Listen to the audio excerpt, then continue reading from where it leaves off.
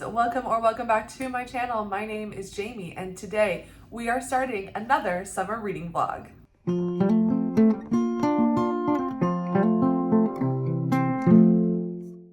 Yes, it is the last days of July. Summer is quickly coming to an end, which kind of breaks my little heart a little bit, but it is not over yet. We still have the entire month of August to finish out this reading vlog series that I'm doing, and I'm having so much fun doing it. And today I am doing something a little different maybe. I am reading some YA novels. Now, if you know me, you know that YA is not really what I typically read. I honestly don't like them very much, but I recently read The Honeys and I did enjoy that. And I don't know, there's just been a couple YA books that I feel like a lot of people have been reading and I just feel out of the loop a little bit and I would like to fix that. The first of those being A Good Girl's Guide to Murder by, I have no idea who this author is, but everyone seems to really enjoy this, even people who are not typical YA readers. So I'm interested in this. Also, Netflix has a TV series and I saw that it is coming out like the first week of August or something. So I really would love to read this so that I can watch that TV series because it just seems like that would be fun.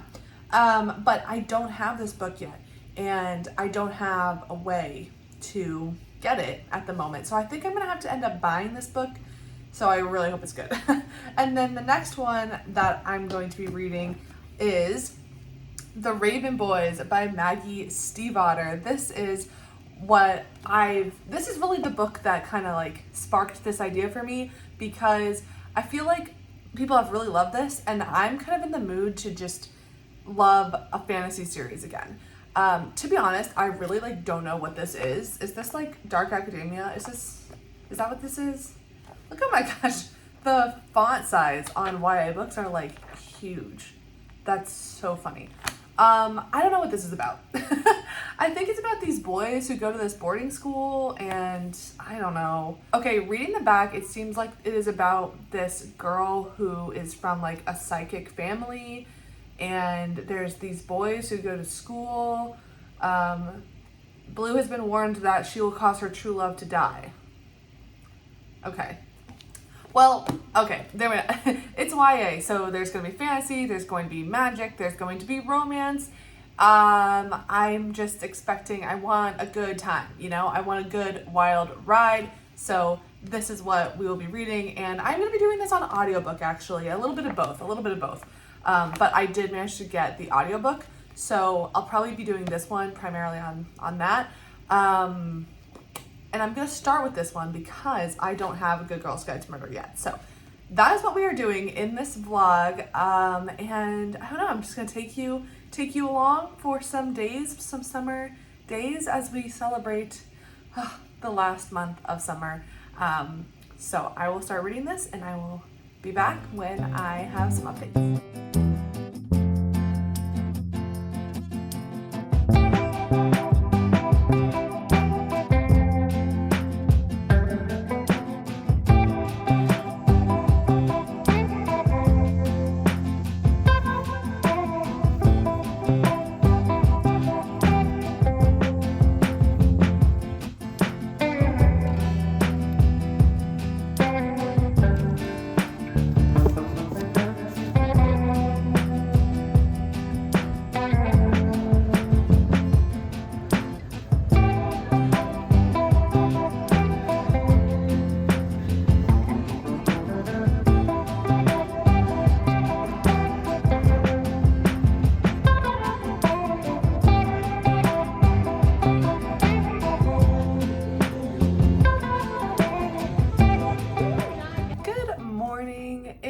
Monday morning. I had a really lovely weekend and I am going to give you my first update on A Good Girl's Guide to Murder by Holly Jackson.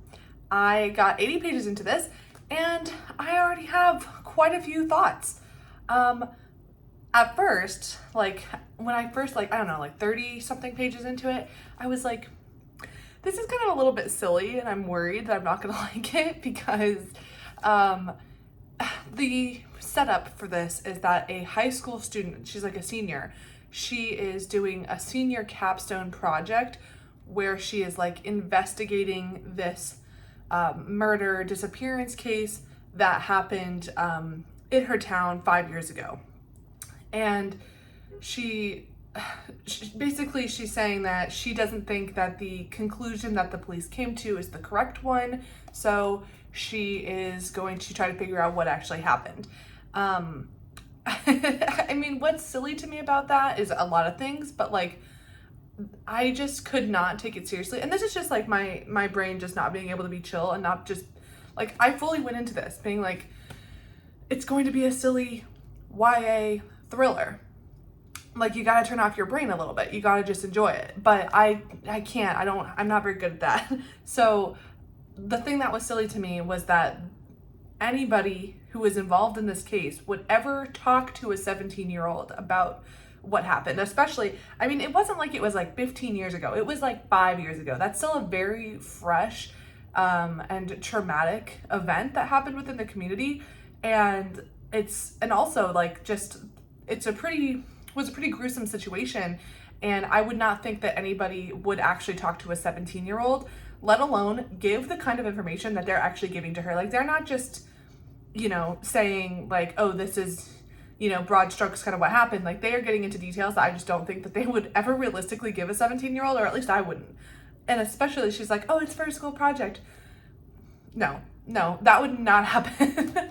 But that was like my main gripe. Like, once I got over that, once I was just like, you know, it's just gonna be silly. It's just gonna be silly. Can I just ignore that?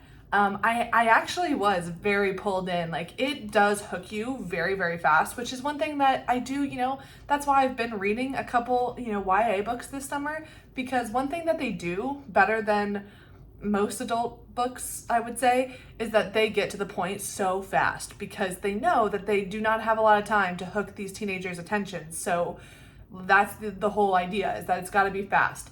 And for that, I will say I definitely was hooked. And even though I think it's absolutely ridiculous that a 17-year-old is trying to reinvestigate this case and that she's even being privy to this knowledge, I do think that the case itself is fun. It's fun to think about it, and, you know, she is finding inconsistencies that are really, you know, it's fun.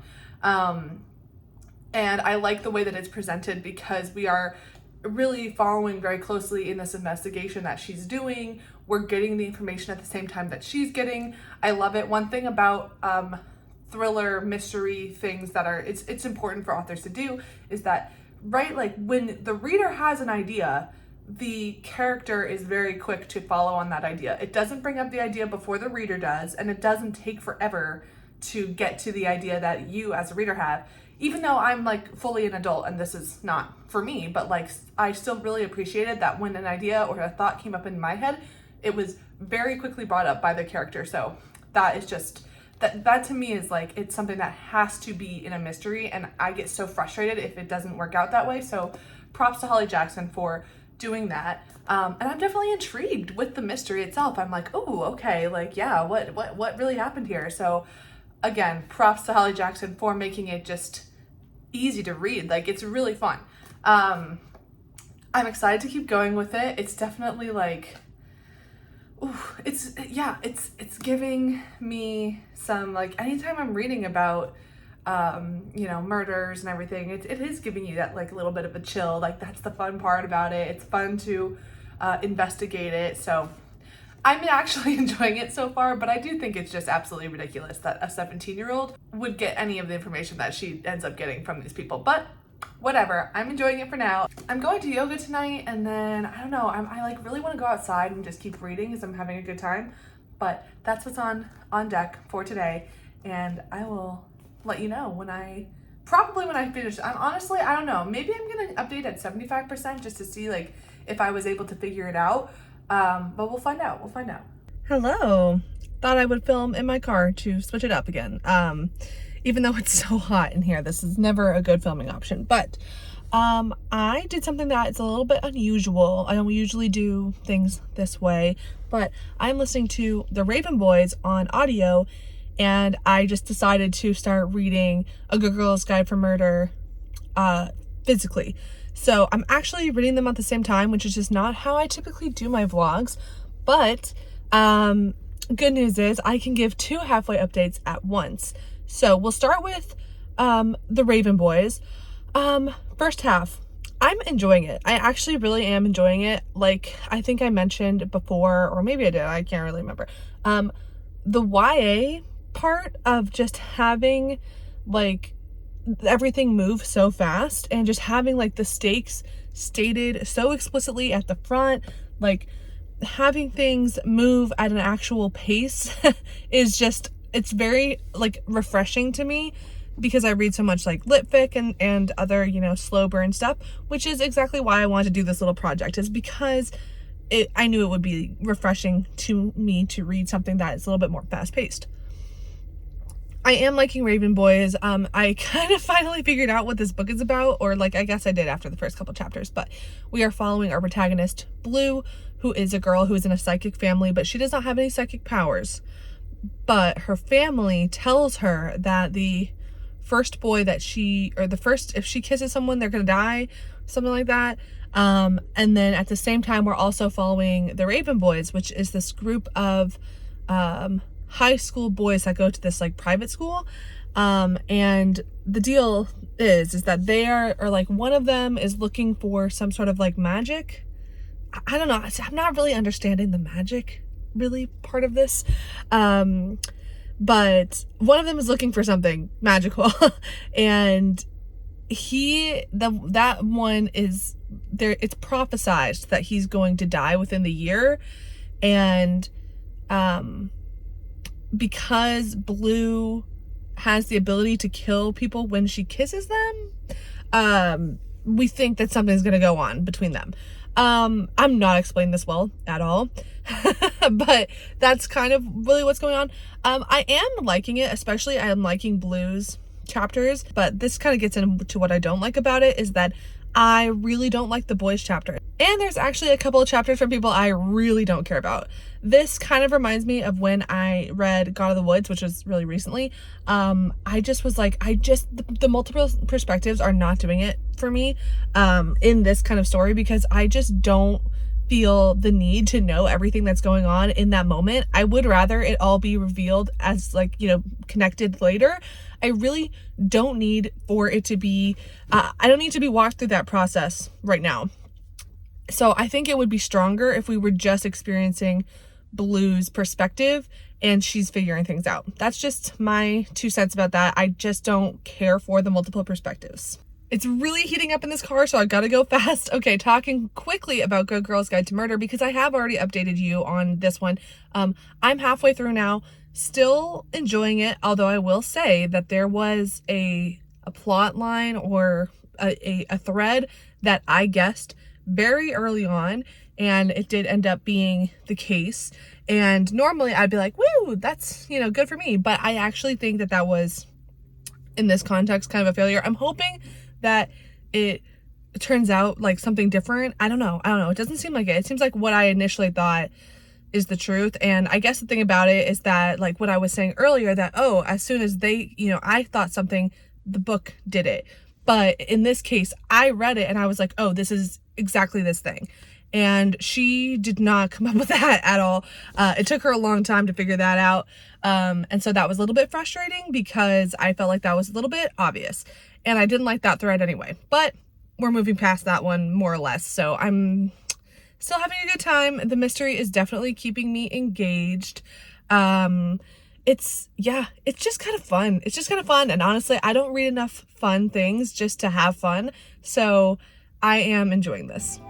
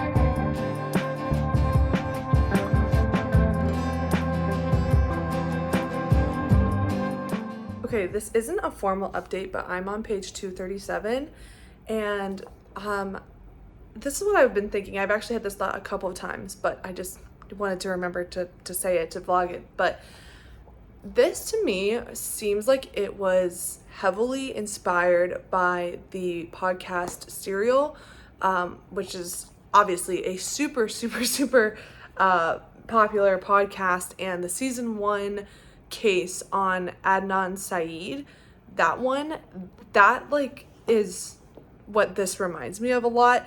I wouldn't say that it's like super like a one-to-one type thing. It doesn't seem like it's copying exactly, but there are elements of this book that are very reminiscent of that whole podcast. So I don't know if that's actually true or anything. Like, I'm totally just speculating, but I'm just saying Good Girls Guide to Murder really reminds me in a lot of ways of this Serial podcast. So if you haven't listened to Serial, it is fantastic. And I don't even do crime podcasts. Like, that's not really my genre, but this one is really fantastically done, and I absolutely loved every minute of it. So if you've never listened to Serial, you should definitely listen to this one. Hello. I come to you with another update.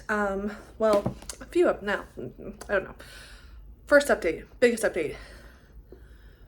The Raven Boys. I almost said the Boys in the Valley. This cover looks so similar to the Boys in the Valley cover. And they both have boys in the title. So I've been getting them mixed up the entire time I've been reading this book. I finished this book. Yay! I was reading it on audio primarily. I did kind of flip through some of it. I last gave you an update at halfway through this book, and I have another final update. This book really lost me in the second half. I enjoyed what it was setting up in the first half, and then in the second half, it just went so far off the rails that I was not, I was just not following very well. And I don't know if it's because just with the audiobook, I'm kind of just destined to miss some things. Most of the time, there's just, I don't know, like most of the time when I'm listening to audiobooks, I'm not catching everything as strongly as if I were obviously sitting down and reading it. But I don't know. I don't think that's it. I think it just goes in a really weird direction that I just wasn't like prepared for. I don't know. I think in my mind, like before I started this book, I thought it was like dark academia or a little bit, not completely, but I thought it was really more focused on the school and like the relationship between our protagonist Blue and these boys. And sure, that's in there, but there's also a whole other basically B plot that really just goes into territory that I was just like I just wasn't that interested in it to begin with. And I already mentioned that like the perspectives were kind of just annoying me, I guess. Like I was just like, I don't care about this. I don't see why we're taking time away.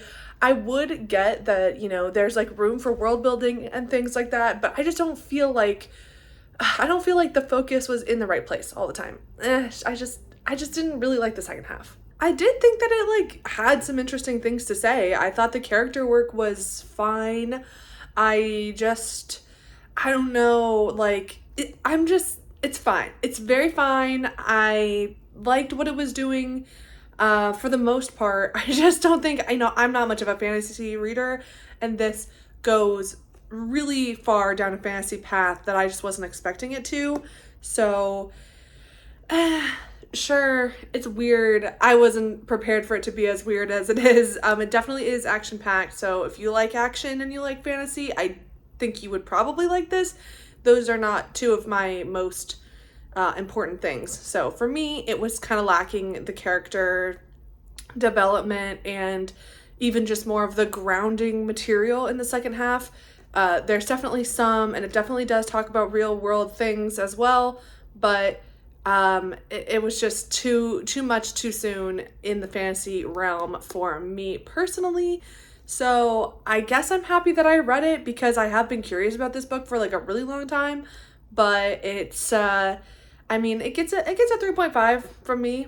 It was fine. I'm probably going to forget about it immediately, and I'm not going to continue the series. And then just a really small note about Good Girls Guide to Murder, because I just filmed that clip last night of me telling you I was on page like 290 or something. I don't know, man. For some reason, I'm just like, I feel like I've been reading this book for so long, which doesn't even make sense because the font is like huge, and there are like pages that are like mixed media and like don't even have that many words on them. So I'm just like, why does it feel like it's taking me so long to read this book? I don't know. I think it's just definitely getting to that point. Like, we're at 300 pages now, and I'm like, this is where I'm like, okay, I get it. Let's kind of wrap this up. Let's go. But I still have 100 pages left. So it's like, we're not close to wrapping this up. And I also think that like, I am enjoying it. Like, don't get me wrong. I definitely am enjoying it. Actually, I'm enjoying the process. I do think it's fun. And it's going well for a YA book, definitely. But we're doing a couple plot things that I'm just like, oh my God, this is tedious. But that's the thing. It is a very, I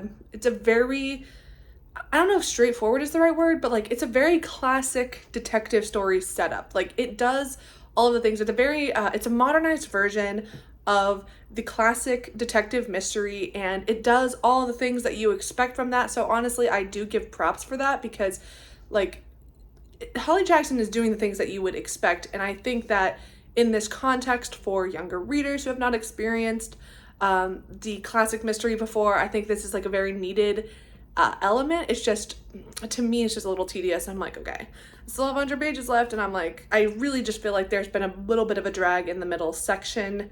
It's me and that page count. Even on YA books that move pretty quickly, I'm still like, you're pushing 400 pages. Is that necessary? Could we have cut some stuff out? Maybe. But the other thing I wanted to note about this was, oh my gosh, I've been seeing everyone post the videos about them reacting to the show, and I'm like itching to watch the show. I don't even know why. Like, I haven't been interested in watching any show, like any new shows, like hardly at all. And then on top of that, this is a teen show, a teen Netflix show. This is like not going to be something that I even care for that much. But for some reason, I'm just itching to watch it.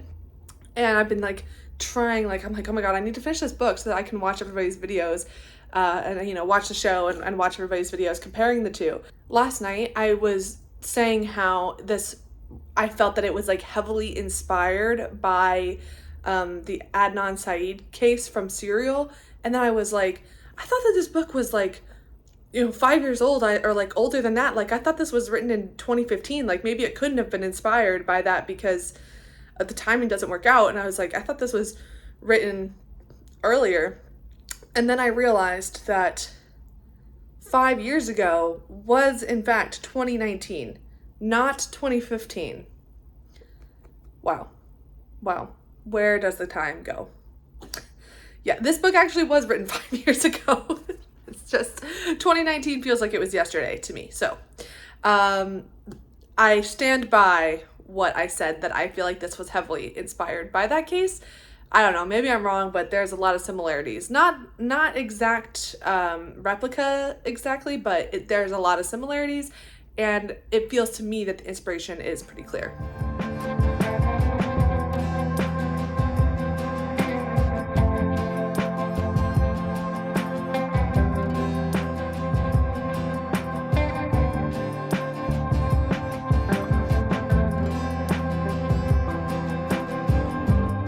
Alright friends, it is time to wrap up this reading vlog. I already talked to you about the Raven Boys. Once again, keep trying to say the Boys in the Valley. The Raven Boys. And now we're gonna wrap up the discussion on A Good Girl's Guide to Murder. I finished this and I mean, I liked it. Honestly, I liked it. It's kind of surprising. I didn't fully expect to like this, I don't think, just because it is so far outside of what I normally read. But I did see a couple reviews from some booktubers that I tend to align with, and they liked this even though it is a YA book. So I was happy to find that I actually did really like this. It definitely got wild in the end, which is exciting. That's what we want. I loved how fast-paced it was. And yeah, I mean, it's not perfect, but it's exactly what I was looking for in this type of book. So that was a huge win. And then I did go ahead and watch the first episode of the TV show. I kind of like, I kind of cheated because I didn't wait until the book was completely over. And I knew, I was like, I should wait until I'm completely done reading it, because even though it's the first episode, there might still be a spoiler because the TV show might mix things around, change the order, whatever. And yeah, I mean, I don't think it was a spoiler exactly, but the first episode of the TV show definitely made a choice that I think could be considered spoilery. So I don't know. I shouldn't have done that, but I knew I was taking a big risk when I did that. So it is what it is. I know that there have been people, like I've been seeing the booktube videos of people saying that some significant changes had been made to the show, specifically to Pip's character. And I could already kind of see that from the first episode. I don't know. I think I'm gonna have to keep watching. I can't wait to watch all those videos and see what everybody is saying. I think that people are feeling that the TV show severely kind of like dims down her character, because in this book, she's quite willing to break some rules. She is definitely very courageous and very daring, I would even say. Like, yeah, I can understand why people would be upset, but I haven't watched very much of it, so I can't really say. But I'm happy with this. I'm definitely going to be keeping this book in my collection. I loved the classic murder mystery setup, but it still felt modern and fresh, so I really would definitely count that as a win. Unfortunately, Raven Boys was not that much of a win for me. I really liked the first half and really did not care for the second half, so yeah, to be honest, I won't be continuing with either of these as a series. I really just prefer standalone books. And I just don't need to continue on with them, even though I did enjoy reading the reading experience of both of them. So there we go. Those are my thoughts on these two books. This was just like a fun little thing to do in the summer. I hope I can get out one more summer reading series before the end of August, but that is going to be really, really tough. I'm gonna have to like get it done in 1 week, because at the end of August I am getting married, so I will not be in the place to be filming or reading or anything like that. So we'll see if I can get one more summer reading vlog up, but for now, that is a wrap on this. Thank you so much for watching. Let me know down in the comments below. Have you read either of these, or what did you think of them? I hope you have a wonderful rest of your day, week, month, and end of summer, and I will see you back here next time. Thanks so much. Bye.